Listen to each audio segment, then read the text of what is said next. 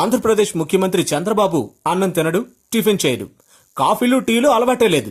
మరి ఎలా బతుకుతున్నాడనేది ఇప్పుడు ఆయన అభిమానులకు అంతుపట్టని రహస్యం. ఆరోగ్య సమస్యలు ఎప్పుడూ ఎదుర్కొని చంద్రబాబు పాటించే ఆహార నియమాలు, ఆరోగ్య రహస్యం ఏంటో తెలుసుకోవాలని చాలా మంది ఆయనపై డైట్ గురించి నెట్లో సెర్చ్ చేస్తూ ఉంటారు. ఆయన ఇంటర్వ్యూలు ఫాలో అవుతూ ఉంటారు. చంద్రబాబు విద్యార్థి సంఘ నేతగా ఉన్నప్పటి నుంచి అదే ఫిజిక్ మెయింటైన్ చేస్తున్నాడు. అదే గెడ్డం, డ్రెస్ కోడ్ కూడా మార్చడు. నేను నిద్రపోను, మిమ్మల్ని నిద్రపోనివ్వను అని తరచూ చెప్పే చంద్రబాబు నిజంగానే నిద్రపోడట. ఒకవేళ నిద్రపోయినా అతి తక్కువ సమయమే కునుకు తీస్తాడట. ఇదెలా సాధ్యమని వైద్యులు కూడా తలలు పట్టుకుంటున్నారు. మరోవైపు బాబు తన డైట్ విషయంలో చాలా స్ట్రిక్ట్ గా ఉంటారట.